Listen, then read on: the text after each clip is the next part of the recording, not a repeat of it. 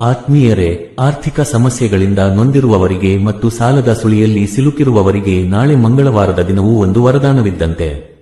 ಜೀವನದಲ್ಲಿ ಎಷ್ಟೇ ಸಂಪಾದಿಸಿದರೂ ಹಣ ಉಳಿಯುತ್ತಿಲ್ಲ ಎನ್ನುವವರು ಈ ಸಣ್ಣ ಪರಿಹಾರಗಳನ್ನು ಶ್ರದ್ಧೆಯಿಂದ ಮಾಡಿ. ಮಂಗಳವಾರದಂದು ಮುಖ್ಯವಾಗಿ ನೆನಪಿನಲ್ಲಿಡಬೇಕಾದ ವಿಷಯವೇನೆಂದರೆ, ಅಪ್ಪಿತಪ್ಪಿಯೂ ಈ ದಿನ ಯಾರಿಗೂ ಸಾಲ ಕೊಡಬೇಡಿ ಮತ್ತು ಸಾಲ ಪಡೆಯಬೇಡಿ. ಈ ದಿನ ಕೂದಲು ಅಥವಾ ಉಗುರು ಕತ್ತರಿಸುವುದು ದಾರಿದ್ರ್ಯವನ್ನು ಆಹ್ವಾನಿಸಿದಂತೆ. ನಾಳೆ ಸಂಜೆ 6:11 7:06 ನಡುವೆ ಒಂದು ಗಾಜಿನ ಲೋಟದಲ್ಲಿ ಅರ್ಧದಷ್ಟು ನೀರನ್ನು ತೆಗೆದುಕೊಳ್ಳಿ.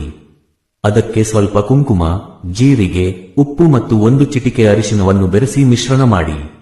ಈ ಲೋಟವನ್ನು ಅಡುಗೆ ಮನೆಯಲ್ಲಿ ಗ್ಯಾಸ್ ಒಲೆಯ ಎಡಭಾಗದಲ್ಲಿ ಇರಿಸಿ ನಿಮ್ಮ ಕಷ್ಟಗಳು ದೂರವಾಗಲೆಂದು ಮನಸ್ಸಿನಲ್ಲಿ ಪ್ರಾರ್ಥಿಸಿ.